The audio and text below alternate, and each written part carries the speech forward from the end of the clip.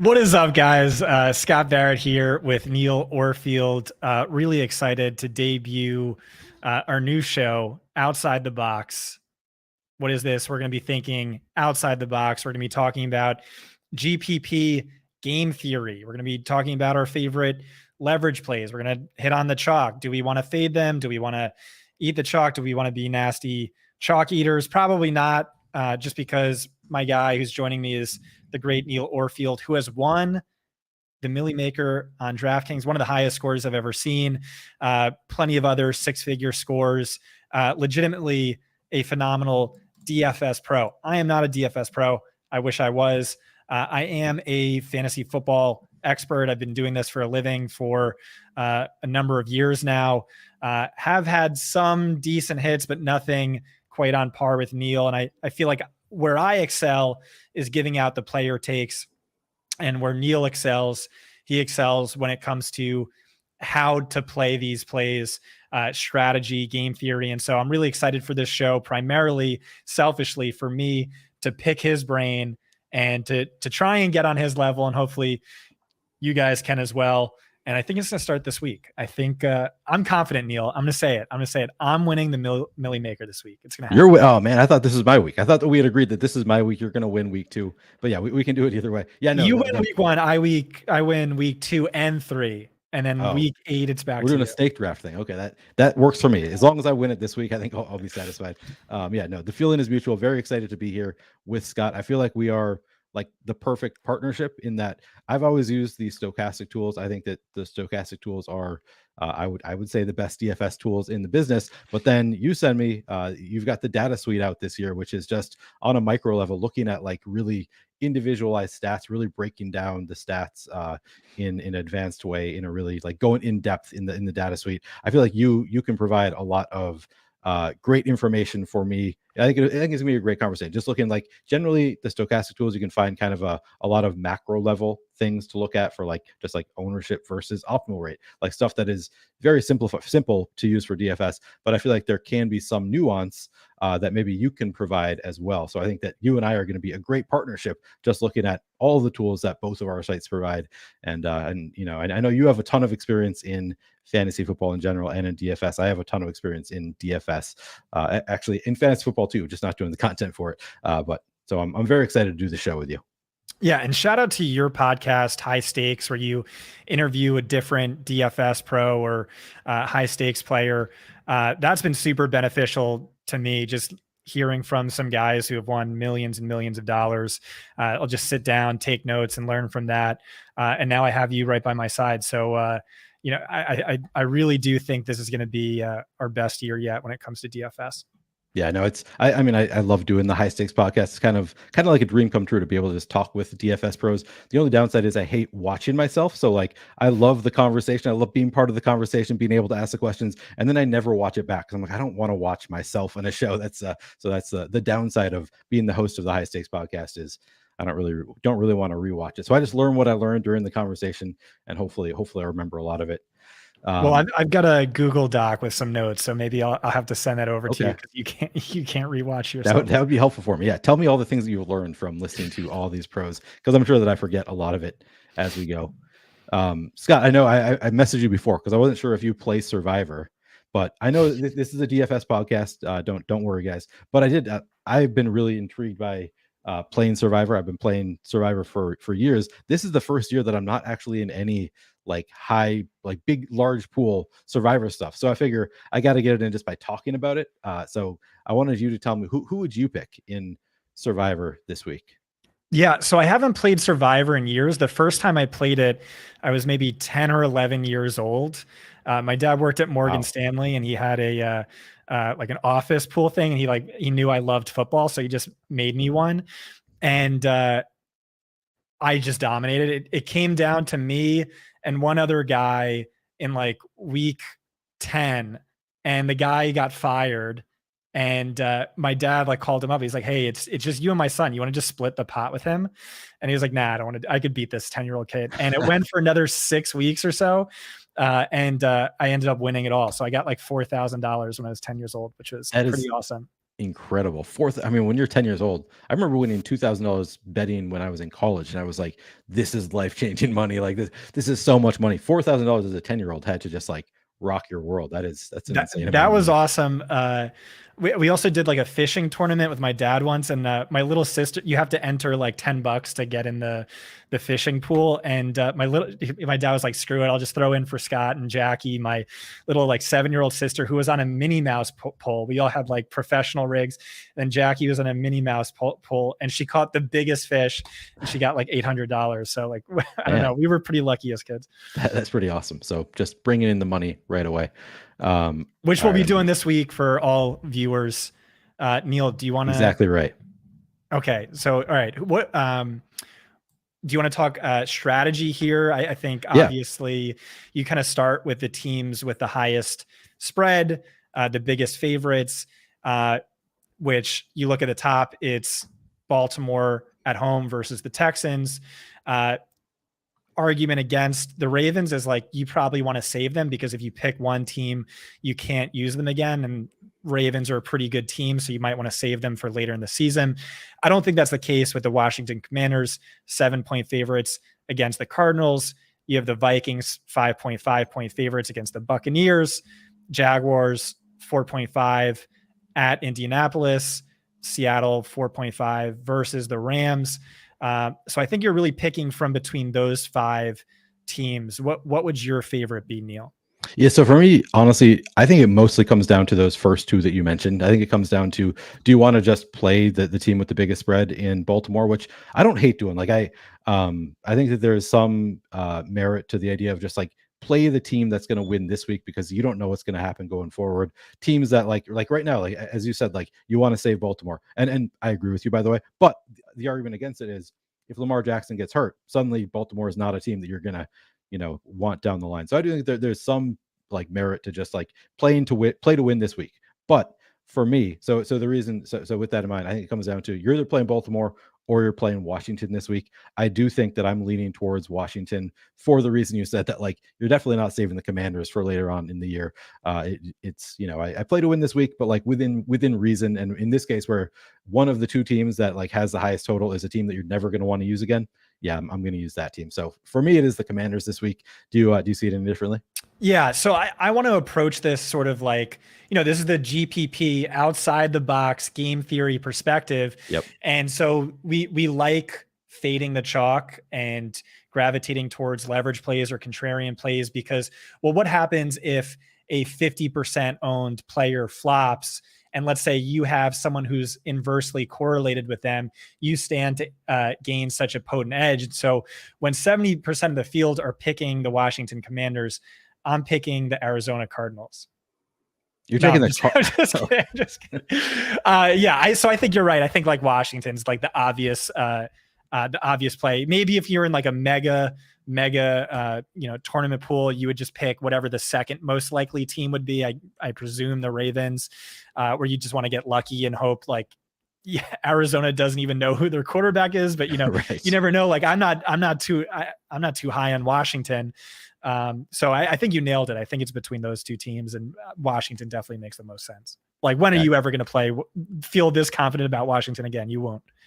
I mean, I'm trying to like the argument that you made as a joke, or I don't know to what extent you're joking, but like there's some merit to that. To like, if a team is going to be 50% owned, just like play the inverse of that team. No, definitely don't play the inverse of that team. But like, that's an argument for the Ravens over Washington. Yep, that's fair.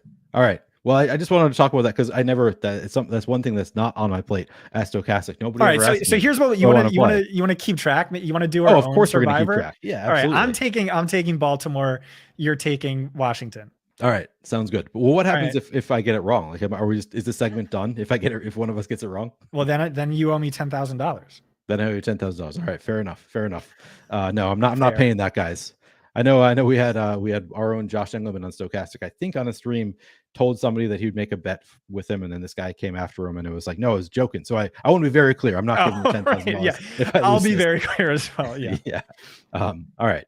Well, I wanted to talk about it a little bit because again, Stokastic, that's not part of my job there. I never get to talk Survivor, so I thought might as well bring it to outside the box. Seemed like you would be a guy who would be a good person to talk about it with because you're, you know so much about football, and I mean I feel like when we agreed to this partnership, Scott, you were kind of like, well, Neil, I'm going to bring you in to do the game theory stuff. But like you and I have talked so much game theory that I'm like, I don't really think you need me for game theory. I feel like you're top of the game in terms of game theory as well. But it's still going to be fun to talk about it together. I appreciate that. I think here's like how my head works is like you give me like small puzzles, like I'm amazing at it. Like I'll crush it.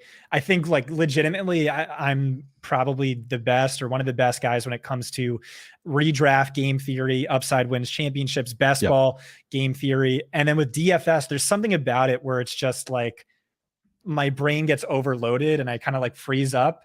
And so like, again, I think you're crucial and you're going to be a big help to me. So do you want to dive in then into the slate? Yep, let's dive into the slate. And I think that we landed on we're going to start by talking about our favorite stacks, start by talking about some quarterbacks. And I'm going to pull up the top stacks. Well, I think I need Tom's help to put it on the screen. I don't know if you noticed, Neil, we got this cute little bow above our rectangles. Oh, that's very cute. That's because it's outside the box. I'm no graphic designer, but that was my idea. Oh, the bow goes outside the box. That's what the idea is. Right. It's like a box. Oh, yeah. No, I thought that was clever. And it's this is a gift. We usually paywall our DFS live streams, and so this one is a gift to the subscribers everywhere. All right, we're gonna hit the break real quick so Thomas can share the screen. We'll be back in just 2 seconds.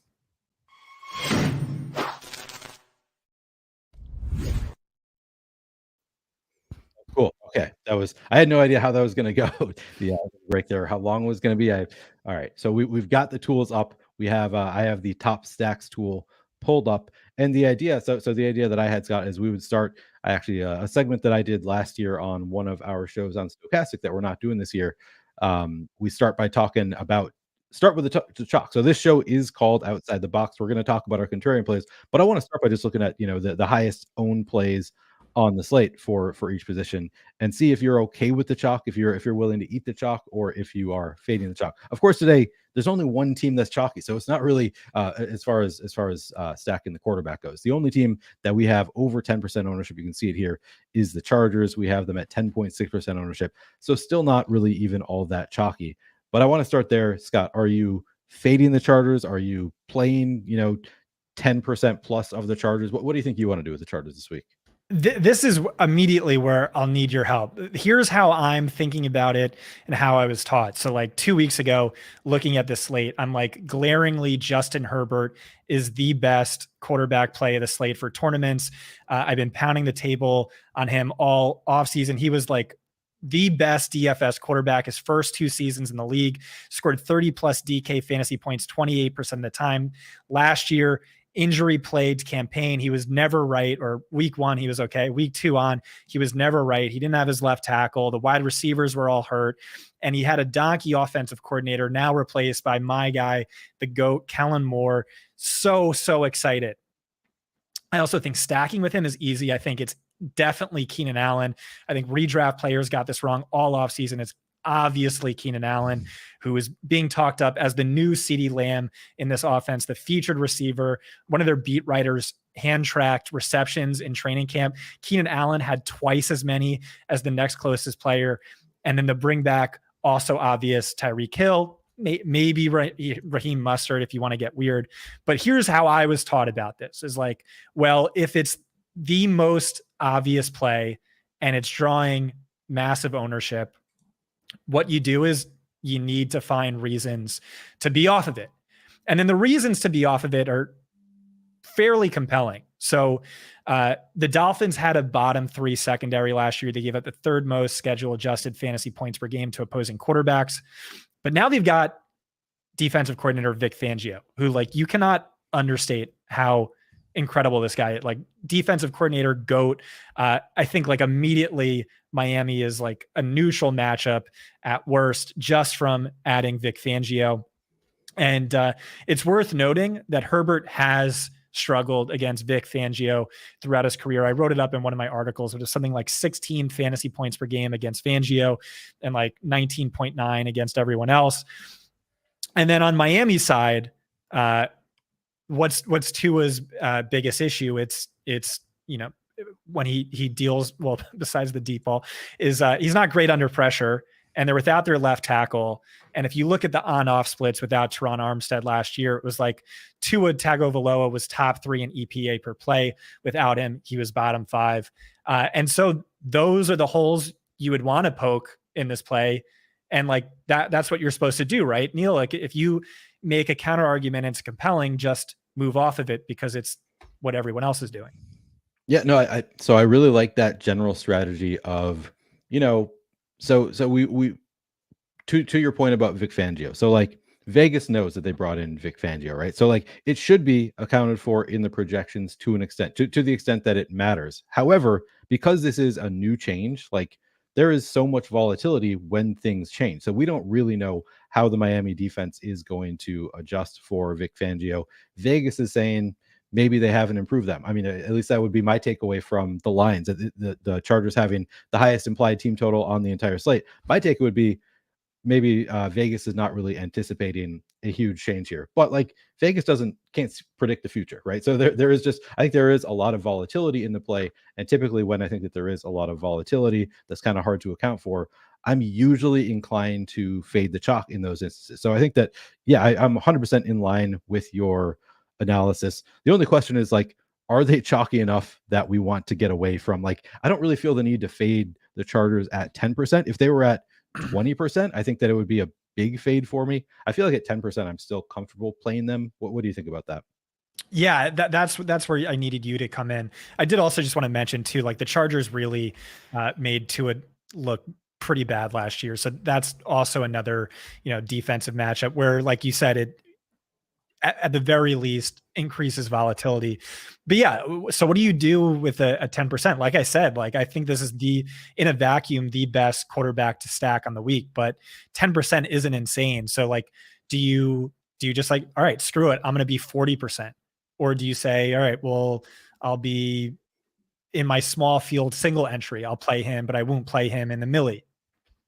I'm disinclined to get much over the field here. So I think that I'm more inclined to be like right around 10% in the millie. And then of course you're getting different with other positions, maybe doing some odd stat combos there or something like that with Justin Herbert. But I'm not going to be playing 40%. I think that, there are people who are going to run the Sims and get a lot of the Chargers. It makes sense. They have the highest total on the slate, and we're not actually anticipating a ton of ownership. But I still think for me, I'm not going to be jamming the Chargers. I'm probably going to be right around the field. And for single entry, I actually think I would prefer to go elsewhere. My guess is typically in single entry, the chalk condenses a bit. Like you tend to see the chalk be a little bit more owned than they are in large field stuff. So I kind of think they're going to be over owned in single entry. And that is where I would prefer to go to a different team in general.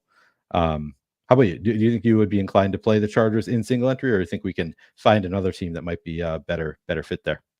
I think that makes sense.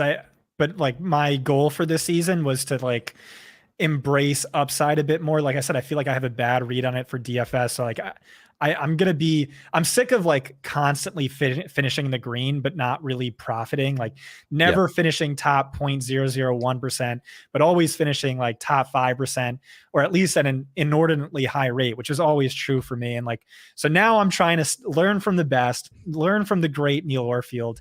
And, I think at least for week one, I'm going to try and get a little more aggressive because we do have the full slate to work with.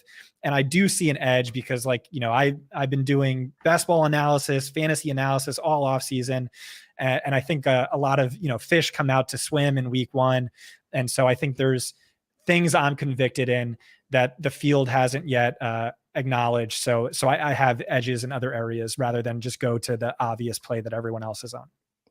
While we're at quarterback, and maybe we should have done this before we even started at quarterback. But I brought it up yesterday. You and I talked a little bit, and I brought up the idea of I kind of like to do a macro look at the season of like, okay, what has changed over the offseason? Because I think this is one of the spots where you are like the best in the game at like knowing, okay, this coaching change is going to affect things this way, or this personnel change is going to affect things in this other way. So it sounds like Vic Fangio coming to Miami is something that you're anticipating being a change in the defense for Miami. Are there any others? Like, what are the top coaching changes that you see potentially impacting either offenses or defenses this year, where maybe people are going to come in with one expectation of like, oh, this offense is going to be trash, but you think they're actually going to be great, or vice versa, and same for defenses?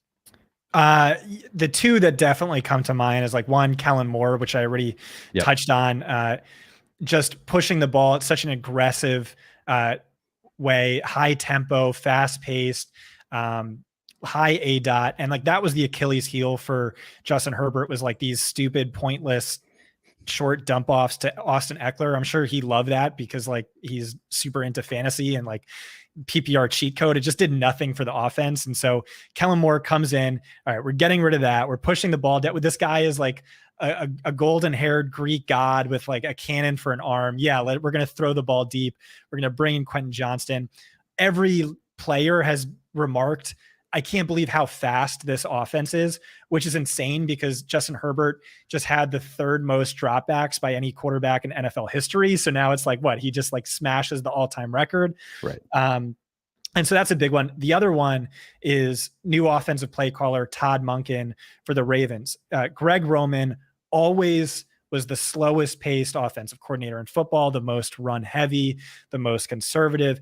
Todd Monken couldn't be more of a polar opposite. The last time he called plays at the NFL level with a platoon consisting of career backups, Ryan Fitzpatrick and Jameis Winston, they combined for the third most passing yards per game in NFL history. Wow. And so Lamar Jackson, the most rushing yards per start of any quarterback in NFL history.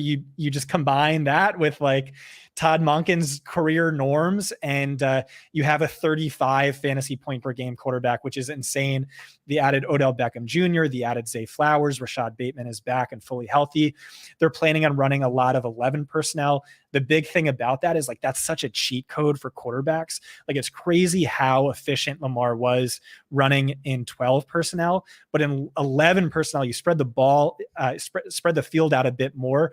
There's more open room to run. And so I think even if he's running less, we're going to see a big increase in yards per carry. And then for Mark Andrews, like, target share is going to decline a little bit because there's going to be more wide receivers on the field competing for targets. But his Achilles heel was just like, he averaged more yards per route run than Travis Kelce. It's just Travis Kelce was running, 180 more routes per game. And so a fast paced pass heavy offense jacks up the number of routes that I think that more than offsets any looming decline in target share. So those are two situations I think are really big. Like we said, the field's already on Justin Herbert, but you tell me, what about Lamar Jackson? Like, I feel like this is the sort of situation where if you want to be betting on that, you want to do it in week one before everyone else sees it. I think Lamar Jackson might be my highest exposed player, quarterback in best ball. Like, I was all in on Lamar Jackson. Yeah, I'm willing to take a bet when they're upgrading for fantasy purposes, upgrading their coach on the Ravens. I already love Lamar. I think that it's fantastic play. I'm with you. I'm totally in on. I wish they were playing somebody other than the Texans week one, just because it's like they could be, winning by 14 at halftime and just not need to throw it in the second half. I'm probably overrating like the likelihood of that happening, of them just absolutely smashing and then taking their foot off the brakes. But I wish that they were in like playing Cincinnati or some high powered offense week one. I would be all in on the Ravens. Those are two great call outs in my opinion. You already mentioned Vic Fangio taking over the defense in Miami. Any other big defensive changes that you think are going to kind of change the way we're looking at opposing teams? Not really. We kind of talked about some stuff in our coverage shells matchup article. Really, it's you're kind of wait and see. Like the Texans, D'Amico Ryan's new head coach. Last year they had, we talked about this, Neil, like the biggest run funnel of all run funnel defenses I've ever seen, where they ranked dead last in schedule adjusted quarterbacks, or best in schedule adjusted to quarterbacks, dead last to running backs. And so because there's this new defensive coordinator, all that means is there's more uncertainty. Like maybe he doesn't just invite the run that presumably the Texans did last year. Like, well, going back to Justin Herbert and Miami, a function of the Rams defense is the literally invite the run. Like when their head coach was hired, I watched his press conference, and like that's what he said. Like, this is a market inefficiency where no matter what, in like every situation, passing is so much more efficient than running. You look at EPA per play. So, it's good if you're like bad against the run and teams are running, because it means they're not passing. And so we saw that last year. They had by far the worst yards per carry allowed, by far the worst or bottom three the year before that. And so that could be like a potential hole you want to poke in Tyreek, and Raheem Mostert as a leverage play is like they're selling out to stop the pass, to spite the run. So right. That's something to consider. That's the Chargers we're talking about, right? Brandon Staley. Yeah. Okay. Sorry. Yeah, I just want to make sure. All right. Want to touch on some comments. Good to see Nez is in here. Jacob, good to see you as well. Yes, this show will be, as of right now, the plan is for this show to be at 4 p.m. Eastern time every Saturday. Jake and I, Scott and I are both not morning people. So it was easy for us to schedule this to just avoid the mornings. That was really easy planning with Scott, because we are on similar schedules, a couple of night owls here. And then we got a question. Where is this? Did it get deleted? I thought there was a question about quarterbacks that I wanted to touch on. And now I am. Oh, yeah, you found it. All right. Would you start Geno over Burrow for rushing ups? I don't know why I can't see it anymore. I would start Burrow. Do you see it the same way, Scott? Yeah, definitely. Yeah, I don't think you're starting Geno over Burrow unless he's out. Derek Brown, good to see Debro in here. I'm with you. I love Tyreek. Like he's in all my cash lineups.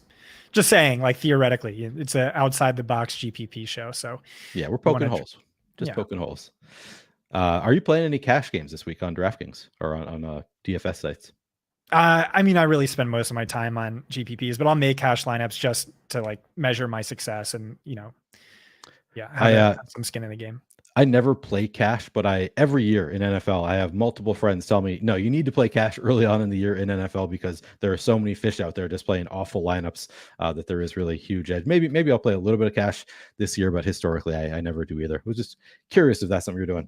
All right. So I think that we talked about the chalkiest quarterback in depth. I think every other quarterback is like pretty reasonable in terms of ownership. I mean, I think Herbert's ownership is reasonable as well, but like everybody else is like relatively outside the box. There's nobody else who's getting a crazy amount of ownership. So let's just take a look at who are some of the top stacks in the Stokastic tools.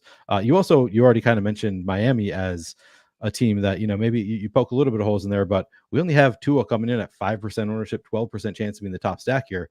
Are you interested in playing any Tua despite some maybe holes in the play? I mean, I think that makes sense. Like he was on the Millie Maker winning lineup more often than any other quarterback last season. Wow. When he was fully healthy, he was a top 6 fantasy quarterback with like a massive ceiling.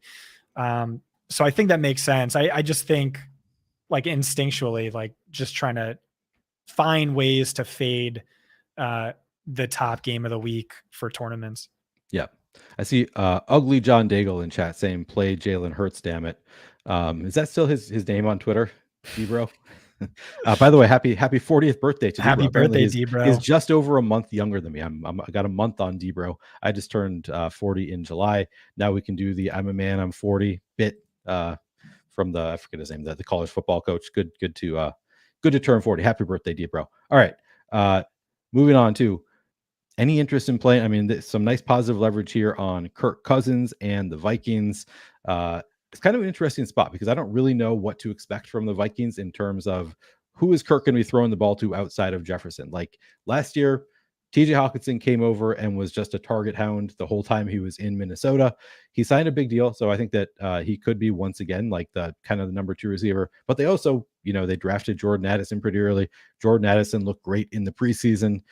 I don't know what to make of it. I don't know how to split the expected passing to Addison versus TJ Hawkinson. Do you think you have a good read on the situation? Who would you be more inclined to play this week, Scott? Definitely Hawkinson, just because rookie wide receivers are historically a trap in week 1. And we also saw this with Minnesota. Like Justin Jefferson in his debut played like 33% of the snaps. The next week I don't know, 60%. And then from then on, he was a league winner and a full-time player. So that just makes me a little nervous. As far am I on this game? Like I could definitely see it for sure. Amazing, high potent offense that runs at the fastest pace in the league against a really bad defense that also their offense, like even if it's bad, tries to run at a really fast pace. Vikings defense, really, really bad. I don't know. I kind of just don't want to play any Tampa Bay receivers. And I feel like, why would I play Cousins when I could just play Jefferson, you know? True. But like, who knows? Like maybe like I did a show last year with JM to Win, who's so good at encapsulating that like upside wins championships ethos. But for DFS, it's like what about a Cousins plus Addison plus Hawkinson stack for the Millie Maker? Like, is that just way too galaxy brained?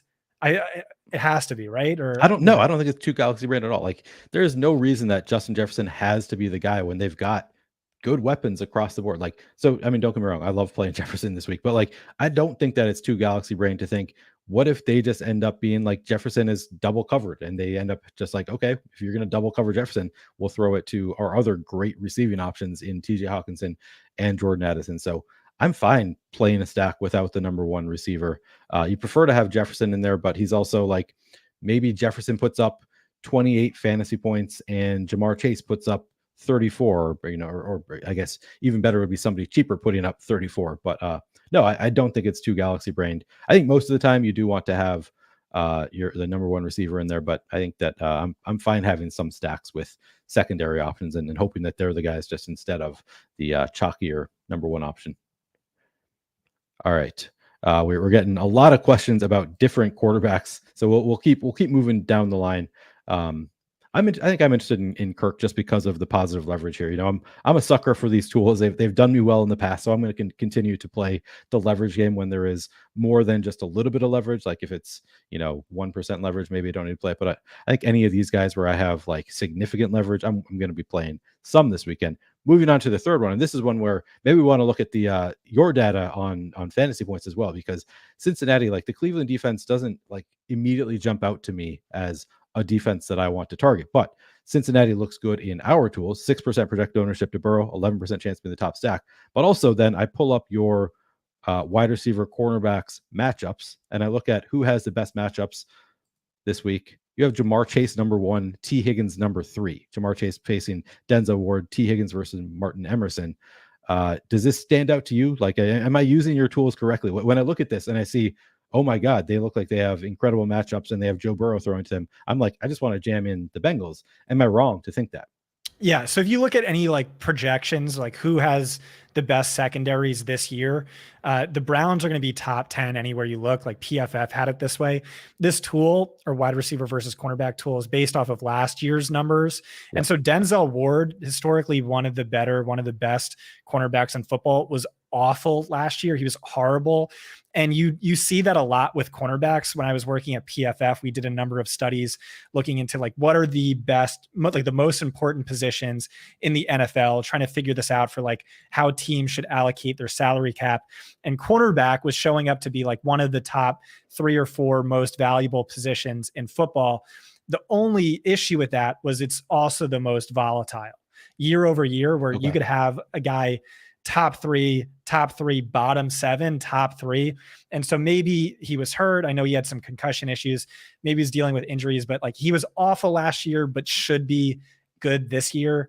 Okay. I'm writing it up as a sort of like neutral matchup just because there's so much uncertainty.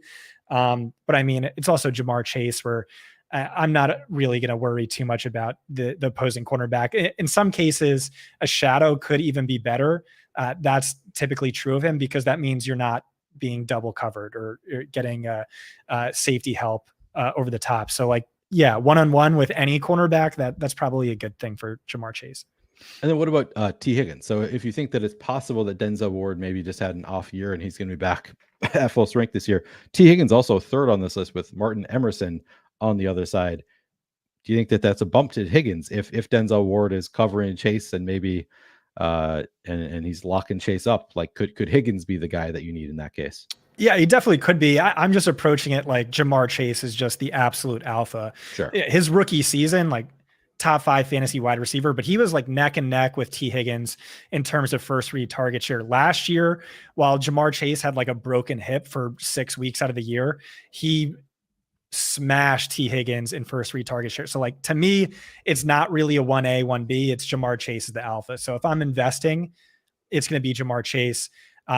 And I think this makes things easy. So like for this game in particular, I don't know if you want to circle back to the last one, but I like Deshaun Watson well above Joe Burrow. I think there's a compelling upside argument to make is every season for him in the NFL, he was a top 5 fantasy quarterback. He ran last year. It was really bad, but he also had, 500 days of rust under his belt.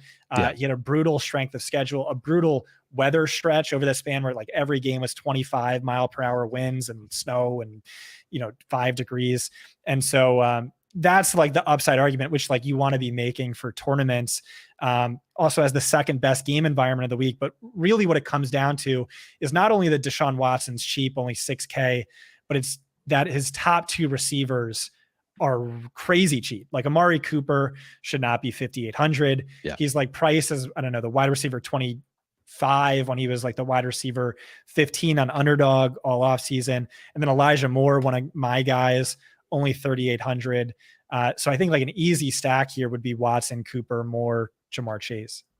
Okay. Derek Brown likes Njoku. Yeah, I'm not really about it, but I get it. Yeah, takes up the tight end spot, relatively inexpensive. So I can see and there's a counter argument for Amari Cooper. He's home, which like you need when you want to play Amari Cooper, but he has a tough cornerback matchup. He's going to be shadowed, I think, by Chidobe Awuzie. And so like Amari Cooper not only has the most dramatic home road splits in fantasy, but he's also the most cornerback sensitive wide receiver in fantasy, where he just like absolutely shuts down and drops like a 0 against top corners. So that would be the concern. And that's an argument for Njoku for sure. Okay, that's really interesting. I had not heard that about Amari Cooper, but definitely Rex Ryan talked about it a few years ago on ESPN, and he got trashed for it. But like I've been saying the same thing for 6 years. Like he just is a ghost against like any cornerback who's top 10, top 20. Funny. All right. So I will say that we have negative leverage here, but I do think like I don't buy it as much, or I don't put as much stock into it when I think that there is a lot of volatility again, which I think that there kind of is in the Deshaun Watson situation, because as you said, he was so rusty last year. He didn't look nearly as good last year. So like that's going to be incorporated into the stats. I think there's a wide range of outcomes for Deshaun Watson that includes he's just elite again. Like as you said, like, he's just one of the top quarterbacks in the game again. So I think I'm with you that he is in play despite the negative leverage in the top stacks wheel, which again, I'm very reliant on the top stacks wheel, but I pick and choose a few spots each week where I say, you know what, I think I'm willing to eat some volatility, even if we think there's negative leverage in the stats as we see them. Another one that I wanted to touch on is you and I talked about a little bit yesterday, Philadelphia, how this is a spot that you love playing rushing quarterbacks against New England. I saw Debro called that one out earlier too. He said we should be playing Jalen Hurts. I want you to give us the explanation for what is your level of interest in Jalen Hurts? What are you doing in terms of stacking there? Yeah, I think that's going to be my highest owned quarterback for this week. I just have one of these rules that I try to never deviate from. And it's, I always play hypermobile quarterbacks against New England. I tweet this out every single week. It's relevant. And every single time people are like, yeah, as if Belichick doesn't know about that. And it's like, he doesn't care. It's scheme stubbornness. He runs out his man heavy scheme no matter what. And he always gets dragged by hypermobile quarterbacks. Since 2016, quarterbacks with 6+ carries against New England averaged 23.4 fantasy points per game. Wow. The rest of the time, only 14.4. It's like almost double, like insane splits. And this is a function of a man-heavy defense. When you're in man coverage, your defensive backs turn their backs to the quarterback to run with the receivers. What does that do? It means if a quarterback goes to break off for a run, they're going to gain a bunch of yards. Also, New England, very bad against RPO heavy offenses. Guess what? Philadelphia runs RPOs at the highest rate in the league.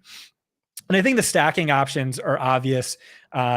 New England plays single man coverage or single high coverage at the highest rate in the league. Guess what? AJ Brown is the second best wide receiver against single high coverage. Devonta Smith much farther down because he's really kind of like the safety valve, check down, short to intermediate route guy. And so really think there's a big separator between the two of them. And then as far as the bring back, New England is so gross. I just want the tight end just because, he's so cheap and like, hey, he could luck into a touchdown. And so I'd run it back with Hunter Henry or maybe no one. So I thought it was interesting today. I did a show earlier today with Greg Ehrenberg from Stokastic, and we were looking at the Stokastic Sims tool to see how often the top lineups have a bring back. And he found that in the Sims that he ran, the top lineups only had a bring back like 40% of the time, which kind of surprised me. I play bring back in probably 90% of my lineups, just like as a limiting, like the number of things you have to go back. I think I might drop that down a little bit this year. I think this is a spot where I might drop it down. Just like you don't need to play anybody necessarily from New England. I like to call it of like, if you're going to play somebody, certainly the cheap tight end could make some sense, but I also think you could just play it without any bring back. I think you would do any Eagles stacks that don't have a bring back. I think that makes sense. I just kind of think about it like intuitively. I want to have to make less guesses. So like one guess is Eagles score a ton of points, which means that puts pressure on New England's passing game to score points. But like they could just be like totally inept and Hurts scores 40 points in one half and then just they kind of don't really do anything from there. Happened last year. It seemed like a few times with Philadelphia. Like they turn it up, they just crush them in the first half, and then second half not going off so much. So could happen once again. Yeah, no, I agree with you. I tend to want to stack just for the purpose of, as you said, like we're trying to minimize the number of things you have to get right. So I do like having the bring back there, but I think from the 90% that I was playing last year, whatever it was, I think I'm going to cut back a little bit on the bring backs this year. I think this is a spot where I would at least consider cutting it back a little bit. See, this is one of the points. Like I feel like that is an important conversation to have, the New England defense, because I look at it and I'm like, I don't want to play that. I don't want to play him against New England. Like Jalen Hurts is expensive. It's a tough matchup. Like this does not stand out to me as a great spot. And then of course, after talking with you yesterday, in my show with Greg at the end, he asked me, all right, top stack of the day. And I said, yeah, Scott talked me into it. I'm going to go with Jalen Hurts, AJ Brown as my top stack. So you really, you swayed me in a major way from like, probably not going to play a ton of the Eagles to, yeah, I think they're my favorite stack of the day. So props to you if they go off, and if they don't go off, we're canceling the show. This is just the end of this conversation. Boy. Yeah, I will just say this is one of my rules, so I just like always have to do it. Last year I only called it out 4 times. Lamar Jackson had 40 plus fantasy points. Justin Fields had 25 plus. Josh Allen, I don't remember, but he definitely went over 20 in both games. So yeah, you don't get this very often, so I'm definitely going to hammer it week 1. Yep, love it, love to see it. All right, Debro has. I mean, we know that Debro has so many opinions because we saw it on Twitter yesterday, just like dumping all of his opinions. And I loved it. I actually read one of Debro's opinions on a show maybe Thursday. I don't know, one of the things he said, but he says, give me AJ Brown and Hill over Justin Jefferson and Chase this week. It's a hot take. It's not like the hottest take in the world, but that's certainly a hot take when you're taking anybody over Justin Jefferson and Chase. Bob Morelli asks Seattle stack, and then Derek Stafer asks Trevor Lawrence stack. So I think we can answer both of those questions. Now, Seattle, you see here, pretty neutral, about 7% projected ownership, about 7% chance to be in the top stack. Is JSN playing this week? I actually forget. He's playing. We're unsure whether or not he's going to be limited, probably limited. Also, Pete Carroll has said all offseason he's not increasing his rate of 11 personnel. Like that might just be BS, but that is what he said. So, okay. So what do you think of the Seattle stack this weekend? And who would you play with Geno, if you're playing it? So like I'll always study lineups from like the top DFS pros, and like I'll look at their Thunderdome lineups. And I think like you're going to see a ton of sharps have Geno stacks, because like when I look at that, well, what jumps out immediately is the Rams not only have the worst defense in football, but it's like one of the worst defenses I've ever seen, literally, where it's Aaron Donald, and then they have the worst edge group in football, the worst linebackers in football, the worst cornerbacks in football, and the worst safeties. It's really just Aaron Donald and then just a bunch of guys you cobbled together. And so like, obviously that's like attractive for Geno Smith. And then, but you're thinking it's like, there's no way the Rams can be competitive. They don't have Cooper Kupp. This is going to be, they're going to get destroyed, and Kenneth Walker and or Zach Charbonnet are going to go nuclear. But you look at the spread and the Seahawks are only favored by 4.5. Like, granted, I want to smash that, but it's also like, maybe Vegas knows something I don't. And I feel like a lot of these DFS pros are like, well, everyone thinks, it's not going to be competitive. Vegas is saying it is. Geno Smith was like one of the most underrated quarterbacks in football last year. Seattle threw at an atypically high rate. He maybe now has the best wide receiver trio in football. And so that makes a lot of sense. I will say it's impossible to pick between Tyler Lockett and DK Metcalf. Yeah. But I do have a lean in favor of DK Metcalf. Again, this goes back to coverage shells. He historically does better against the coverage shells he's most likely to see. And last season, on non-Jalen Ramsey routes against the Rams, he averaged 4.0 yards per route run, which is crazy. They don't have anyone to shadow or shut him down. So I would give the edge to DK Metcalf, and I wouldn't worry too much about target share declining with JSN, at least in week 1. So maybe there's a reason that I never host NFL shows, and it's because we are still talking about quarterbacks, and it has been 50 minutes. Do you have a hard out? No, not at all. Okay, so we can go beyond an hour as necessary. Okay, cool. Then we'll keep going after the hour. We don't need to fly through. Oh, I will just say, historically, Lockett plus Metcalf stacks are really unwise. Just like a massive negative correlation. Where for some teams, like it's a dub stack is very positive. It isn't in this instance. Okay. Yep, that is a good call out. I also want to call out, if you guys are interested in any of the tools that we are talking about or showing you today, they should be in the description. I didn't actually check that they are, but I'm pretty sure that they're in the description of this video. So if you're watching this video and you're interested in checking out the Boom Bust tool, or if you're checking out the fantasy points data suite, or the wide receiver cornerbacks matchup, whatever, or the top stacks tool, which is what we have on the screen right now. The top stacks tool, the Boom Bust tool, those are Stokastic tools. The fantasy points data suite, the cornerback wide receiver matchups, you can find those on Fantasy Points. But all of this is just in the chat right now, so check it out. Oh yeah, Tom says great. Tom, I figured producer Tom has them in there. Appreciate it, Tom. Yeah, we've got all of the link should be there in the description if you're interested in checking out any of these tools. So just want to make sure I get that called out. Another one that was brought up is Trevor Lawrence. So we have him at just 6% projected ownership, 6% chance to be in the top stack essentially.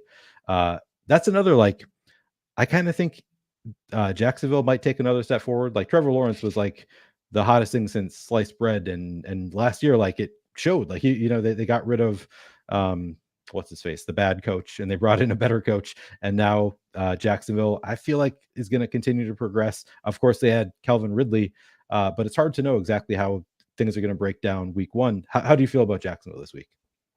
Yeah, I don't know. I'm just way more excited to play Anthony Richardson, who is Vernon Davis with a cannon. Like, just they don't have Jonathan Taylor. They don't have Zach Moss. What do they do have? They have the most athletic quarterback in NFL history. So I just see, like, they have no choice, but he's just going to run a shit ton, which obviously is such a cheat code for fantasy. So I'm super on Anthony Richardson, not really on Jacksonville. I think there's it's a tough defense. And then it's like, if Richardson just doesn't show up, I don't know. I'm just way more on the Anthony Richardson side. You say Indy is a tough defense this year? Well, actually, no, I take that back. Yeah, I don't know. It's more neutral. Wasn't trying to call you out. I just said that was not what not my impression. Call. So okay. All right. So maybe a neutral matchup there. Yeah. Urban Meyer. Thank you, D-Bro. Urban Meyer. And then Dan Brown, is that any relation? Dan Brown says happy birthday to D-Bro. These guys have to be brothers, right? Like, how many Browns are there in the world? Have to be those two, certainly related. All right. Moving on to I'm in the wrong screen here. Let's talk about just a couple more stacks. One that I was really interested in, and I remain pretty interested in, is Justin Fields, who we have at just 2% ownership. We actually have a 1% chance of being optimal, but I can't help it. I kind of think this is a game between division rivals. I know you probably know these stats better than I know that, like, in playoff games, you tend to have quarterbacks running a little bit more, but I don't know if that really applies to quarterbacks who are already running a ton. So I don't know if that really is going to affect anything for Justin Fields, but this is certainly a game that Chicago really is going to want to win. It's a wide open division. This is the first game of these teams on the year. I think they're going all out to win. I expect Justin Fields to be running quite a bit, and I think that Green Bay is a pretty nice defense for Justin Fields to take advantage of. So I'm really interested in a low-owned Justin Fields this week. Maybe it's because he burned me so many times last year that I just think he's inevitable. What do you think about Justin Fields this week? Yeah, I think that's crazy. He projects to be as low owned as he is. Like, he averaged 25.9 fantasy points per game over his last 8. He was basically Jalen Hurts, and like, you don't want to play that in the Millie Maker. Like, it was, he was in the winning Millie Maker lineup at one of the highest rates of any quarterback. Massive upside, as we all know. So yeah, I think you're right. Okay. Also, by the way, this preseason, he had like 3 touchdowns and 300 yards on like 7 throws. So yeah, just I don't get it. I feel like the upside is just immense there. I'm going to be on it. I do wish that Christian Watson was going to be playing, and like we had health on both sides, so we could expect more of an offensive shootout. I don't know if that's going to affect things, but I'm still willing to take the shots there on Chicago. All right. Let me ask you about one more, because I saw Debra brought it up earlier. So we need to talk about Derek Carr. So this is another thing that you and I talked about yesterday, is that Tennessee's defense gives up the long ball. Does that make you interested in playing any Derek Carr along with his long ball receivers? Yeah, they had the worst secondary in football last year, gave up the most fantasy points per game to outside wide receivers, to slot wide receivers, and then all wide receivers on deep throws. And so, yeah, I think New Orleans, big upgrade to Derek Carr, who can throw the ball deep. Chris Olave, amazing deep threat in college. Also last year, he had the record for most air yards in any individual game. And then Rashid Shaheed is another one of those guys. He led all receivers in percentage of plays, gaining 20, 25, 30, 35, 40, 45 plus yards. Big play threat, insanely fast. Michael Thomas is not that, but you could play him just making a bet on, well, what if Michael Thomas is the Michael Thomas of old? He was a top 10 fantasy wide receiver last year before injury, and he was on a snap count in those games. So I think that's a good call. I like that. And then I just want to open up to you before we move on to running back. Are there any other quarterbacks that you feel are like you need to talk about them before we talk about other positions? Yeah, I fall in love with my Galaxy Brain plays, and I've got a Galaxy Brain play. Okay. And that's Brock Purdy. Okay. So the argument for him is like very similar to that of Deshaun Watson. He was super underrated last year. He ranked 8th in fantasy points per start. He ranked 5th in fantasy points per drop back. So like, him individually is underrated. And then it's just, who's the most mispriced wide receivers of the week? I don't know. Brandon Ayuk is probably top 3. Deebo Samuel, arguably top 3. And he has Christian McCaffrey there as well. And maybe George Kittle, but hopefully that condenses the targets if he's limited or whatever. And so, yeah, no one's going to play him. And his top 2 stacking options are super cheap. So I don't know, just a thought. I really like that point about condensing the target tree too. If Kittle is out, like, it's actually a bonus to the DFS play if you can just condense the number of options that are like, okay, you're not playing anybody probably outside of Deebo, Ayuk, and potentially McCaffrey in the stack. So it really makes it easier to want to play him when he's cheap and you kind of know who he's going to be passing to. So I like that call out. Are we ready to move on? Talk some running backs? Yeah, let's do it. All right, then I'm going to bring up the boom bust tool. We're going to sort over to running backs. All right, so our top owned running backs, and we're going to start again with the chalk. I like to just look at let's take a look at everybody over 10% owned. So, not any really like immense chalk here today, but we got Bijan at 11.5%, Jacobs 11.5%, Jones 12%, McCaffrey 12%, Madison 13%, Jamal Williams 13.5%, Kenneth Walker 14%, Austin Eckler 17% projected ownership. So we do have some kind of chalky running backs. Nobody incredibly chalky. Let's start with any fades. Anybody in this group, 11.5% up or higher, who you don't want to be playing as much as the field this week?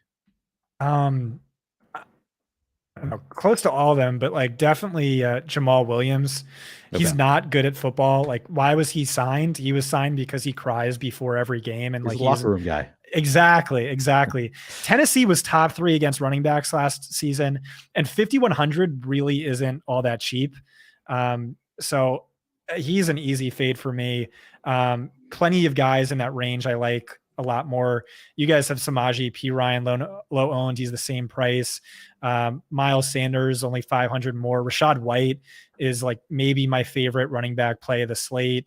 I think Raheem Mostert, same thing, and like right around there in salary. So Yep. Easy fade for me. Okay. Yeah, that was one that I'm struggling with as well, because I kind of had the same like nitpicks about it. Like I don't think he's that good. I know the volume should be there, but then there's also like Taysom could come in, be a goal line threat. Oh, exactly. But watch, he's gonna get like 4 carries from inside the 1 and bury me like he did. Oh, for sure. Like he did last year. Yeah, exactly right. Like he's just going to be the guy he was last year. Like it was so much like, come on, there's regression coming. There's regression coming. And it just never came for Jamal Williams. So who knows if it's going to come this year or not? Maybe we'll just see the exact same thing. Yeah, I mean, I get most of it, like why these ownerships are the way they are. Like Eckler at 17%. If he were 10%, I'd probably be above weight to the field. I don't think I get above 17% there. I think my favorite of the chalky group might be Aaron Jones against Chicago, again, because I kind of like that game environment, even though the totals aren't actually that high. I feel like there is some potential for big scores there. So I'm a little bit interested in Aaron Jones, but in general, I don't know that I'm going to get there a ton. Yeah, I'm not about that. Okay. I made a case for him, expecting him to be low owned, and like seeing that has me shook. He just wasn't given goal line work last year. Like AJ Dillon had over twice as many carries inside the 5 as Aaron Jones. And so that just like nukes his upside. I mean, like he should get that role because like he's so much better than AJ Dillon, but assuming he doesn't, like that's like a horrible play. I got to be honest. So I played AJ Dillon a number of times last year. Like the whole Quadzilla thing, I'm like, well, he's going to be an automatic touchdown anytime he gets it on the 1, and he just wasn't. Like he's just not as good at the goal line as at least I think he was better like 2 years ago. But last year, I felt like he failed way more often than I thought he was going. Yeah, and if you look at back over the past 6 seasons, the most efficient runner in the red zone is Aaron Jones, or wow. I think he's behind James Conner and maybe one other guy, but like top 3. And it's like, just give him that. What are you doing? And also I heard from beat writers that he's been upset about this and he complained to the coaches about it. So maybe like they come to their senses, but just like at chalk and just based on like what they've done for a year and a half now is what it's been. I'm not really about it. Yeah. Derek says Green Bay is not going to be good with Watson out and Dobbs banged up. Yeah, it doesn't seem like I would expect them to be, but you never know. And it's a bad Chicago defense. Maybe Luke Musgrave is a thing. We'll get to tight ends later, but I think they have some ways to potentially move the ball even without their studs. But is there anybody of this group 11.5% or higher that you think you're going to be at or above weight to the field on? No. Okay. So then let's just talk. Maybe Kenneth Walker, just because like, but now I think I needed like way more Geno Smith, because that's the thing. Like it's one way or the other, and like if everyone's betting on it being the Kenneth Walker show, more Geno Smith. Because by the way, he had a mysterious groin injury a couple of days ago. It doesn't sound serious, but they did also bring in a round 2 running back. Pete Carroll's an RBBC lover, so I'm easily fading all these names just up until Joe Mixon, Raheem Mostert, who I love. Oh, we got Debro in chat, so he can give us the other side of Joe Mixon. I know Debro was out on Joe Mixon this week. He thinks that people are going to expect Cleveland to be bad, but maybe they're better than expected. But you're still willing to play some Joe Mixon? Yeah, he had the second best volume in all of fantasy last year.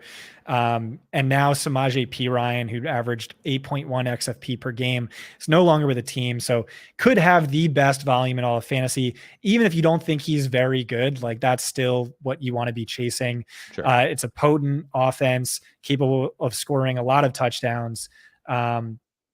He's not my favorite play, but yeah, I like him a lot more than just about every one of the names we ahead of him on that list. And then the first running back who stood out to me when I was looking at the slate was actually Raheem Mostert at 5,400 against this Chargers bad run defense. Are you willing to get there at what do we have him at 8% projected ownership? What do you think of Raheem Mostert at 8%? Yeah. So last season he cleared 16.5 fantasy points in 5 of his final 12 games. He did that while working in a 50-50 committee. And now Jeff Wilson's out and Devon Achane's on a touch count. And so, I was thinking like amazing play, but if he's chalk, the flip side of that is like, well, the games he didn't clear 16.5, he barely did anything. Right. But he's not looking very chalky. Like I said, Brandon Staley begs the opposition to run on him. 5.59 yards per carry allowed last year. That's been true dating back to his time with the Rams. Sure, their left tackle's out. That's kind of worrisome, but just for 5,400, it's the best game environment of the week. Volume should be there in a great matchup. So I love me some Raheem. Would you call him a power law player? I feel like he's a guy who can break it off with just like one run too. Like, right. Crucially, this is the healthiest he's going to be all season. Right. Yeah. The most injury prone player in football. Yeah. So Raheem must start. Raheem must start. Love it. That is a great. All right, let's look at just players in that salary range, since we were just kind of talking about all of the pivots off of Jamal Williams. Anybody else that you like who's in like this, 5,000-ish to 6,000-ish range? Anybody stand out to you? Yeah, Rachaad White might be my favorite running back on the slate. He rivals Raheem. He rivals Mixon. This was just a player I was auto drafting in every single league I was in, the most mispriced running back in fantasy. He's going to be a full-on bell cow. In college, he was a full-on bell cow. Elite as a pass catcher, good to very good as a runner. And so, yeah, the offense is terrible. The offensive line is terrible. They're probably going to lose this game. That just doesn't really matter when you're as capable of a pass catcher as he is. What that means is, okay, you're trailing you now, and the offense's line is bad, but now you're just abandoning the run and peppering White with targets, which are worth 2.5 times as much as a carry in PPR leagues. And I think he does have like explosive playability. He's a freakish athlete. And so, I think he's one of the best like projected volume per point, per dollar players. And he's just one of my guys. So I have to love him. All right. He was very much not one of my guys in best ball, but maybe I'll take a shot on him against the Vikings. And I know you and we did a best ball draft where you were in on Rachaad White and talked me into it a little bit, but man, it's hard for me to play running backs in bad offenses. I struggle with that in best ball in particular. Do me a favor. What is Madison's ownership? And then what is Miles Sanders' ownership? We have Madison at, I can find, actually I know the prices well enough. We have Miles Sanders at 4.8% projected ownership. We have Madison at 12.7%. Yeah. So to me, they're the exact same play. In fact, I might even like Sanders a little bit more, except Madison is $900 more expensive. The whole assumption here is all offseason, we're being told this running back's going to be a bell cow running back. Yep. Except honestly, like it seemed the team was more confident in Sanders than the Vikings were in Madison. I also think Sanders is better. I don't think Madison is good. And so when you see that sort of level of ownership, that makes me pretty excited. He's supposed to be a 3-down back, supposed to catch passes, so game script shouldn't be too much of a concern.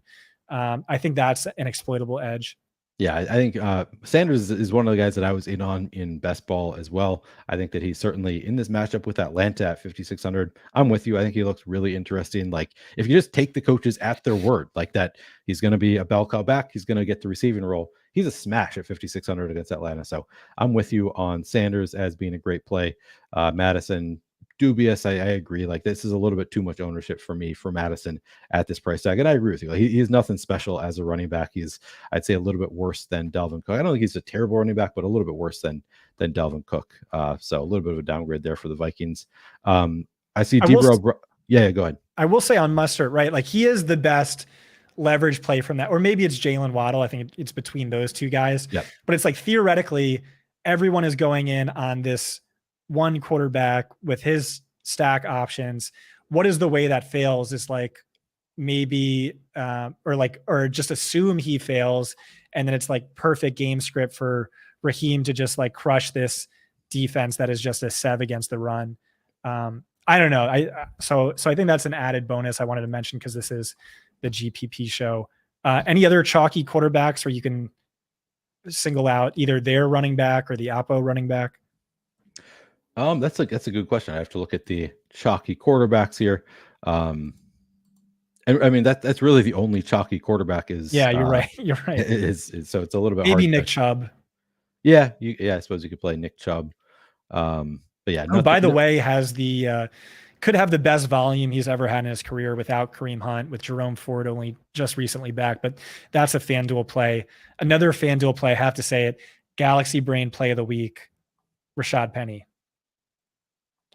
FanDuel Rashad only. Penny. My God, man. What is wrong with you, Scott? Yeah, exactly. What's the price tag? What's the price tag on Rashad Penny? Oh, I don't know. It's like nothing, but that's like a $5 milli YOLO. Bet. It's just like, this is one of my guys, and it looks like I'm wrong, but what if I'm not wrong? What if I'm not wrong? Exactly right. But you got to play for being not wrong. All right. I wanted to a couple more situations. I want to talk about the Commanders running backs against Arizona. I want to talk about the Colts running backs as well. Those are the two spots that I really feel the need to. And then of course we can talk about any other running backs you want to talk about as well. But no, I think that's it. Okay. Well, Derek brings up Brian Robinson. Any interest in Brian Robinson and or Antonio Gibson against Arizona this week? Yeah, it's entirely Brian Robinson's ownership. That's what it comes down to. But him stacked with the chalky Commanders defense is a great play. My concern all offseason is that this isn't just going to be a two-way committee backfield. It's going to be a three-way, just because they've hyped Chris Rodriguez up so much. We had Chris Rodriguez on our podcast. He was like, yeah, I'm going to play way more than anyone expects this year.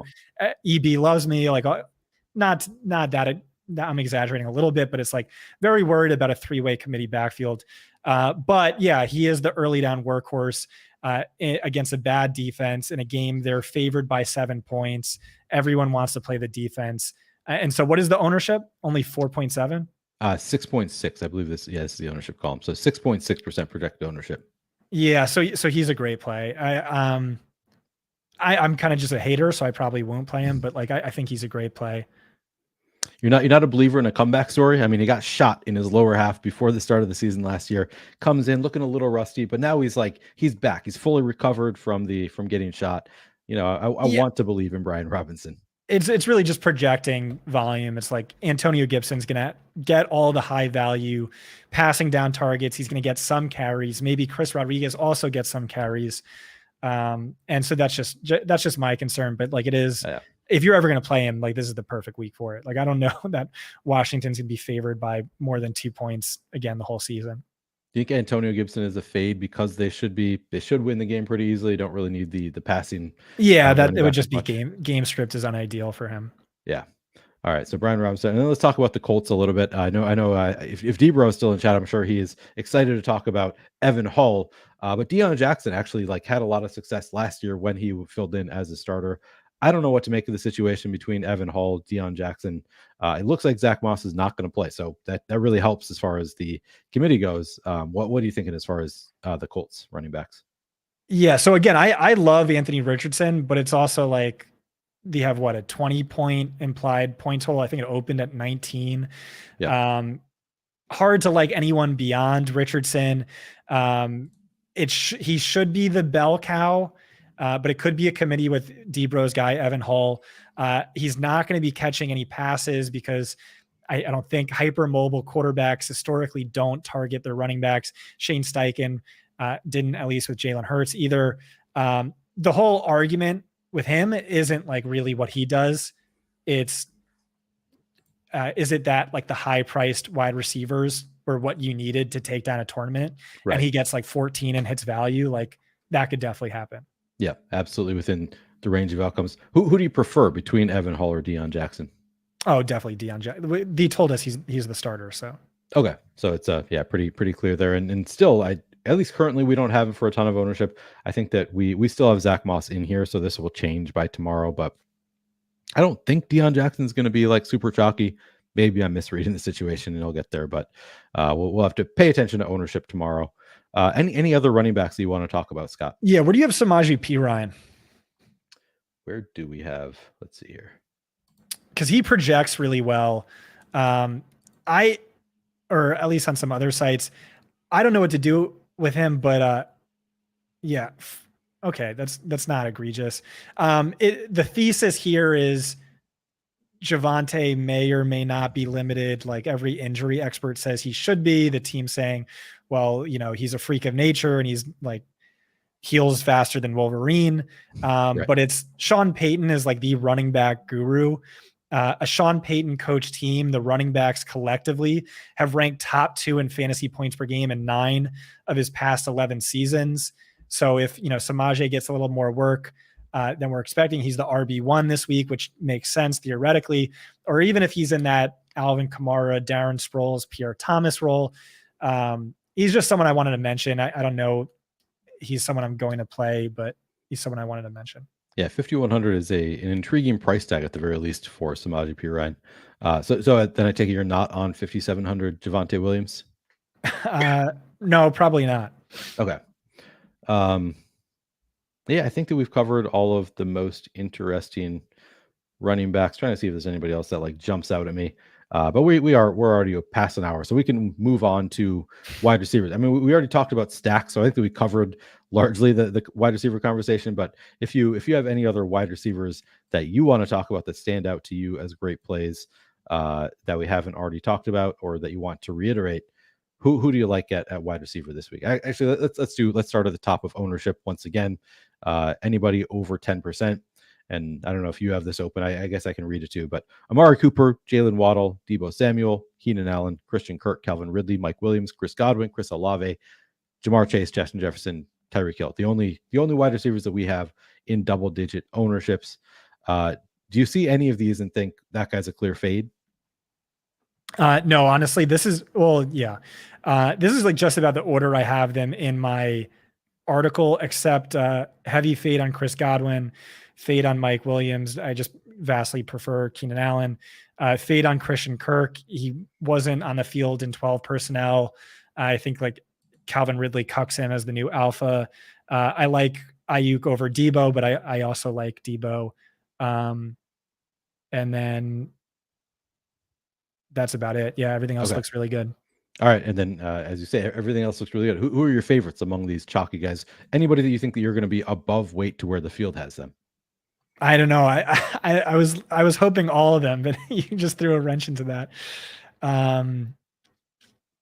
Yeah, I don't know. I that's how I would have it. Okay, honestly. So you're a fan of Keenan Allen. It sounds like. I'd probably bump Ridley above Olave, but it's close. Olave's got a great matchup. Yeah. All right. How about moving down to the more contrarian, under 10% owned wide receivers? Anybody who's going to be a big part of your plans this week? I know Debro just brought up Alec Pierce, somebody who could be interesting if you want to play some Anthony Richardson. But there are a lot of options. I mean, we got Zay Flowers at 4,000 as a rookie. I know rookie wide receivers. I think you made the point that maybe they don't come on immediately, but I'll stop throwing names at you and just open it up to you. Whoa, who do you real like? quick. Yeah. You have two of my guys right next to each other, and the ownership projection seems really low. Marvin Mims and Elijah Moore. Yeah, I assumed he would be mega chalk. So I believe we still have Jerry Jeudy in here. He hasn't been ruled out. So we leave players in typically until they are ruled out or like really strong indications that they're going to be out. I'm expecting Jerry Jeudy to be out, and I would expect Marvin Mims to really jump once he is out.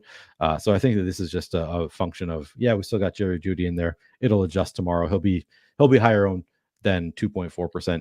Elijah Moore, though, I think this is probably just kind of where we're projecting him, and it might be he didn't really do much last year. Maybe the field isn't buying in on the move to Cleveland.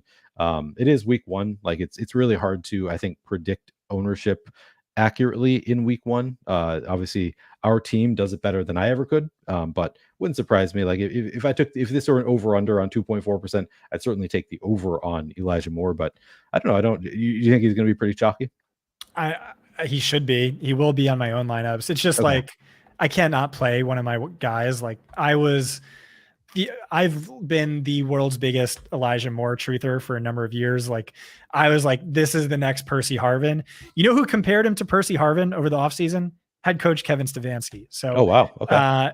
Who knows? Like, new situation. His offensive coordinator doesn't hate him. In fact, he really likes him.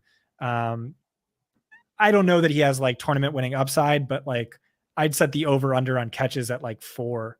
And so he's definitely going to smash his, dollar expectation, I guess. Debro says Marvin Mims and Elijah Moore are going to absolutely fuck. Unfortunately, you don't get fantasy points for fucking. That's if they did, then they would just absolutely smash this slate. Sorry, can I use this language on the fantasy points? Oh yeah, that's great. Yeah. You put it up on screen, so I figured it'd be okay to say. All right, yeah. So we're in on Mims, we're in on Elijah Moore. Any other wide receivers that you want to throw out here? Not really. What about you? Cortland Sutton, I guess, is probably low, but you're going to adjust for that with Judy. Yeah. I like I said that I'm playing Justin Fields. I'll play some DJ Moore with Justin Fields. Nice. I don't do naked quarterbacks typically in large field GPPs. Like you said earlier, you want to minimize the number of things you have to get right. So even with a quarterback who you're counting on a lot of rushing upside, I still want to have them throw for a touchdown or two and hopefully condense to one wide receiver. So yeah, I think DJ Moore in my field stacks. What about like Jaden Reed? Like I know you said I don't remember exactly what your point was about rookie wide receivers, but like you don't normally count on them to be great right away. But what about in this situation where Christian Watson's going to be out, Romeo Dobbs might be out, or is at least like limited? Do you think Jaden Reed could be a thing right away? I mean, he could be really good draft capital. He just wasn't someone I was very high on throughout the pre-draft process. So I'm going to stick to that take lock. And there's just like one player on Green Bay I kind of want on, 97.9% of my lineup. So we can talk about that in a little bit. And yeah, just rookie wide receivers historically. They're good bets in the second half. In week 1, you want to play like all the old guys because they're the healthiest they're going to be all season. So it's like Larry Fitzgerald, Travis Kelce, maybe they're going to smash week 1. Like I said, Justin Larry Jefferson. Fitzgerald. He's retired, right? Larry Fitzgerald. Yeah, he's been retired for a minute. Okay. Justin Jefferson, like I said, it took him a few weeks before he got full-time usage. Jamar Chase was like one of the few outliers he smashed in a week 1, but yeah. All right. Yeah, Debro, fine. I'll play some Mooney for you, just for you. Okay. I think that we've talked about all the receivers that we need to talk about. I know you were talking about a tight end because you DM'd me earlier today and said, is this ownership right? And of course, on that same team that we're talking about. We'll move on to the tight ends. Again, we only have one chalky tight end, that being Mark Andrews. What's your level of interest in Mark Andrews? You think you'll be at or above 11%? Yeah, probably at or above. And it's really just like he's the only tight end capable of putting up a had to have it score. And like the odds are honestly like still good. Even with an injury that we're not sure how serious it is. Right. So last year, I look back at like the top 50 lineups in the Millie Maker. In week 1, 88% had Mark Andrews or Travis Kelce. 76% had Mark Andrews or Travis Kelce. 80% had Mark Andrews or Travis Kelce. There's no Travis Kelce on the slate. So it's just like he has the potential to being like, you can't finish top X in a tournament without. So you're going to want some exposure. Okay. That's how I see it. So Mark Andrews, we're playing. Yeah, I'm on the same page as you with Mark Andrews. One other quarterback tight end that I think could be could put up a have to have it score. Dallas Goedert for me seems to be a fine matchup week 1 with New England. I know that you're very much in Jalen Hurts. You've talked me into playing some Jalen Hurts. Could I stack him with Dallas Goedert? Yeah, I think that's a great call. That seems low to me. And then you have a tight end who's going to be in 97% of your lineups. Who's that? Luke Musgrave for sure. His preseason usage was legitimately mind blowing. He ran a route on 33 of the team's 37 dropbacks with the first team offense. That's an 89% route share. Mark Andrews was the only other guy last year with a route share above 80. Watson's out. Romeo Doubs is questionable. They don't have any other tight ends on the team except for a rookie and some other guy I've never heard of. And so I love DraftKings instinctually always try and pay down at tight end, 2,900. And like based on this ownership, I'm saying just gonna hit the lock button minus, some Mark Andrews lineups, and then like stacks that fit, like a Hunter Henry. I also think Chig Okonkwo is in the worst possible matchup, the worst, but he's like under owned, and this is definitely one of my guys all off season, so I kind of like him too. Yeah, 3%. We have him 3% ownership, 7.2% chance to be an optimal. So we do have some nice positive leverage there on Chig. I like that call out. Any other tight ends that you feel the need to mention here? Taysom Hill, 3,700 as the potential RB1 or RB2. I don't know, maybe. And the QB gets hurt, and then he's starting the second half, and then exactly right. There's so many outs. There's so many outs. You got to play some Taysom. I'm not on that, but I don't think I'm playing Taysom either. But 3,700, it's at least somewhat interesting.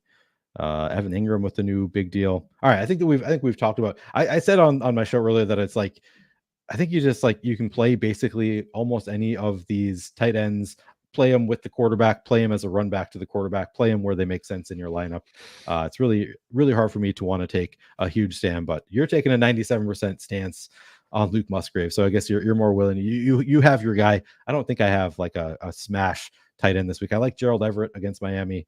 Logan Thomas, that kind of makes sense from Debro. A lot of different ways to go. Logan Thomas, I like that call. Oh, I forget that you're not the one throwing the Tom is in the back throwing up the comments into onto the screen. So feel free to ignore whatever you want, but I like that comment a lot. I thought that was cool. For sure. All right. Debro just throwing like every tight end out there, which is kind of I do that a lot too. Hey, it worked for you. You won a Millie Maker with Harrison Bryant. I did win it. In my defense, he was at that point. I thought he might be like that. Happened to be, I think, his best game of his career, probably from a fantasy standpoint. At the time, though, it was his first start of his career. In the offseason, they had talked about him, like hyped him up, like, oh, he's going to be great. He might take over from David Njoku. Like the way they talked to him in the offseason, I was like, okay, this is a guy that they really like. And then when Njoku was out, I was like, oh, they're going to be starting him surprisingly over somebody else. Like I thought he might be a stud. Hasn't really turned out that way. It just happened to be. I got super lucky with him having his best game. All right. He's one of my guys too. I'm a big Harrison Bryant. I think he's like a really good talent. Yeah. Okay. I need to address the beard controversy real quick. Shave the beard. I did this 2 years ago. I went clean shaven for week 1, and then I just let it grow out. And then by like week 15, I had this like awesome Ryan Fitzmagic beard. Oh, nice. So I want to do the same thing if my girlfriend lets me. So that's what we're doing. I actually, you had shaved before we talked yesterday. I was like, who is this guy? This isn't Scott. What's going on here? Who's this imposter? Well, you look like such a dad. You have like the most dad look of all time. Like where you could just bully me into any take because like I just feel like you have this seniority. Okay, dad. Yeah, no, I'm not a dad though. But it's good to have that look so that people like will respect your opinions. I guess you just like seem warm and like seem like a dad, unless you hate your dad, and then if you hate your dad, you're gonna be like, "Fuck this guy, I'm not listening." Maybe that's what it is. Who knows how people react? Or maybe all our listeners are a bunch of girls with daddy issues who just like tune in for you. Could be. Sorry, ladies, I'm married. Dilf. Zaddy, that's the new thing. Oh, right, Zaddy. Sorry. It's been all over Twitter. Yeah, we've seen it posted in some weird ways on Twitter. All right. So we wanted to build some lineups at the end of the show. So I think does that sound like the right way to end the show? I pulled up the lineup generator, but I don't know if you actually want to use this and look at. We can whatever you think is best. So let's just take a look at a couple lineups that come out of so this is the Stokastic lineup generator. This is I didn't give you a link for the lineup generator. It is our cheapest package. Currently this one is, I don't know, like $16 a week, something like that. It's a cool deal, but it actually makes lineups for you, but like there are tens of thousands, if not hundreds of thousands of lineups that you could potentially get, just like anything that was found to be plus EV in the Stokastic Sims. Let's just take a look at what comes up, and then let's nitpick. So do you like to do one-man stacks with run backs, two-man stacks with run backs, or we could just do all stack types and let it give us whatever stacks it wants? Yeah, let's do that. All right. And we'll do you care about chalky, balanced, contrarian, or should we do all lineups? Let's do it balanced. Okay.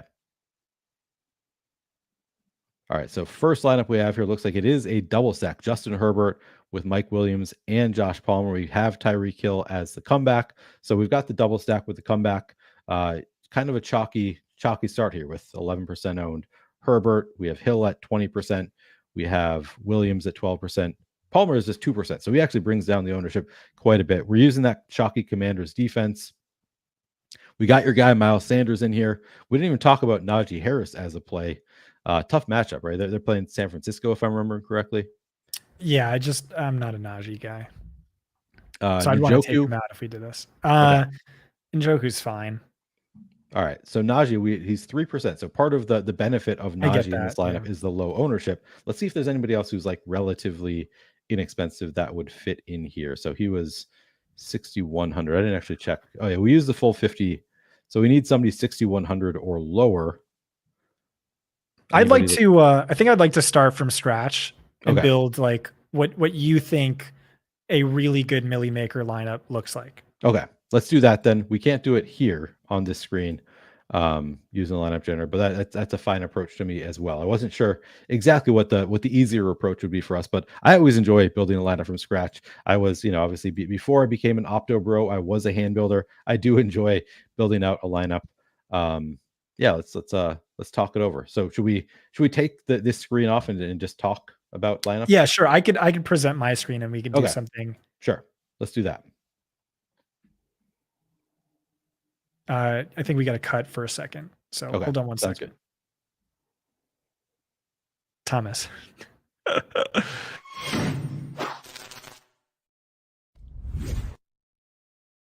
right, I'm going to try and present my screen. We used to have a lineup generator, but we discontinued our lineup generator on the Stokastic site. Okay. Well, you're all about the Sims now? Is that it? Yeah, we're all about the Sims. Okay. But I typically still will hand build for like single entry or for like certain types of contests. Okay, hold on. All right, I'm sharing my screen. If we need to cut, we'll cut, but we'll be right back. Thomas. Oh boy. Oh no. What happened? All right. Oh, what is this for ants? DraftKings? I always do this. Sorry, guys. Okay. All right. So we're going to make a lineup, Millie Maker lineup. Some quarterbacks I threw out: Hurts, Richardson. You like Justin Fields. Of those names, we also talked Geno. Of those names, what do you think? Like we got to go Hurts. You convinced me to name Hurts as my favorite stack earlier. I think we got to build out our like you were the guy behind the idea of Hurts against New England. So I think we got to build our Hurts stack out. Got it. And so I'm locking in AJ Brown, and let's just look at New England. Maybe there's something we're seeing, or we don't need to run it back because, like we said, they could just get there in a half and then it's game over.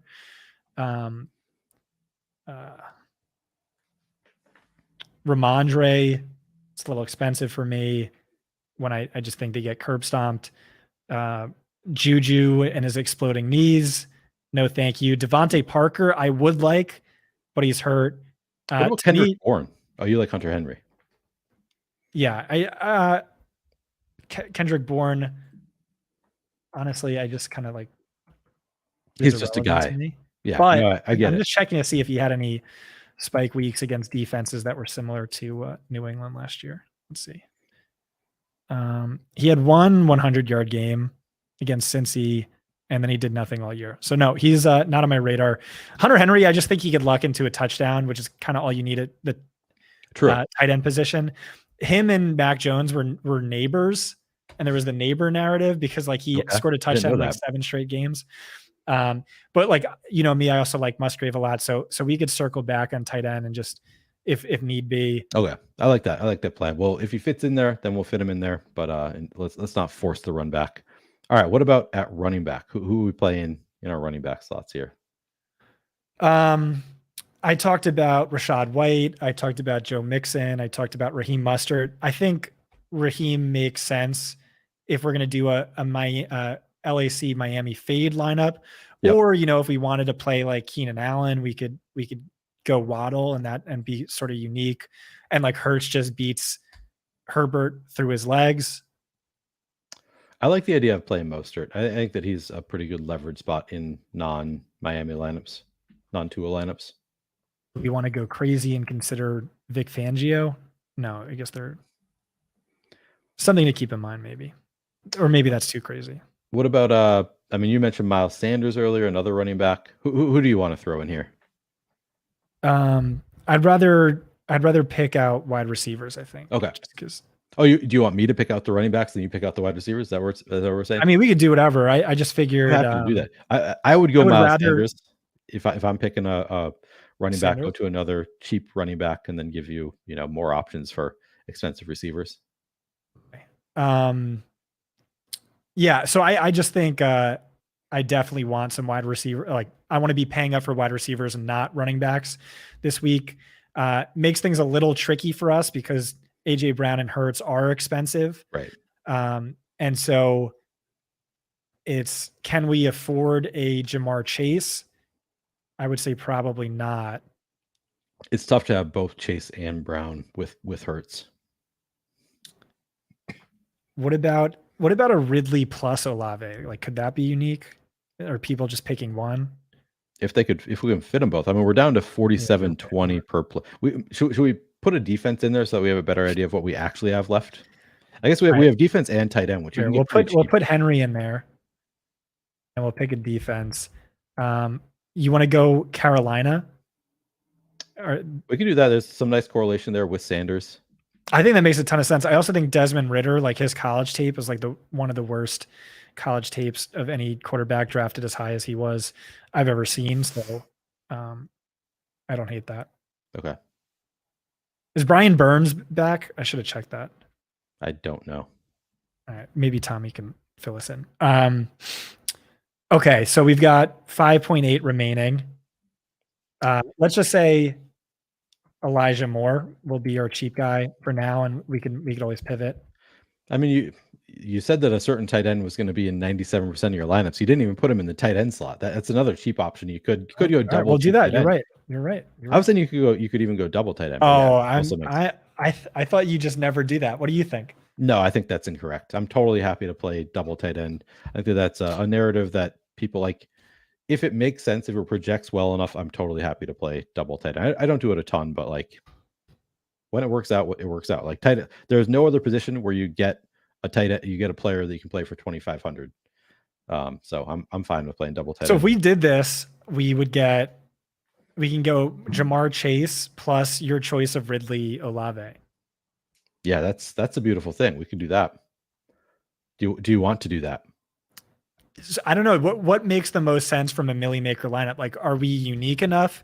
Do we need lower combinatorial ownership? We're plenty unique here. Like we don't.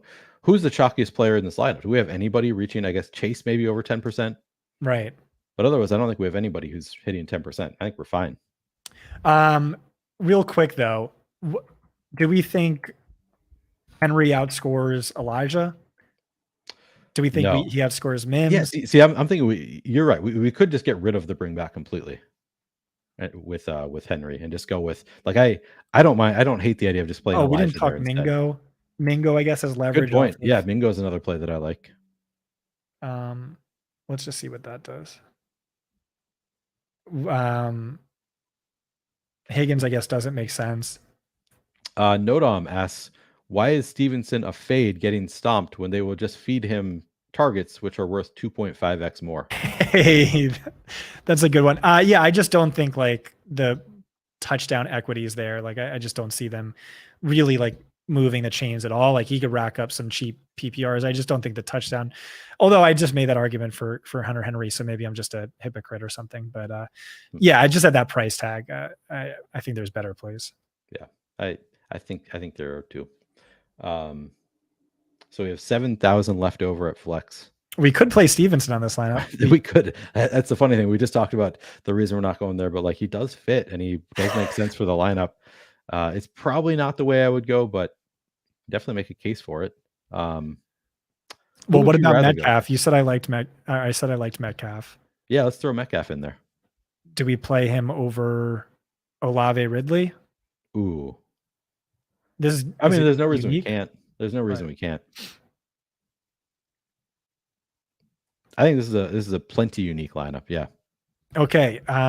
We're at an hour, 30 minutes. Do you want to settle on this? And I hit enter. Let's and do if it. I win $1 million, we split it? Absolutely. I want to do that. Okay. All right. This is the lineup then. This is the lineup. It's a good one. All right. Maybe next week we'll do a more of a high stakes more of a high stakes, or Interesting. not high stakes, smaller field Yeah. tournament. Single entry or something.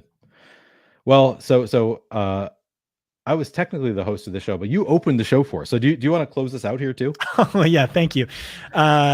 Ladies and gentlemen, thank you for watching Outside the Box with the great Neil Orfield and myself, Scott Barrett.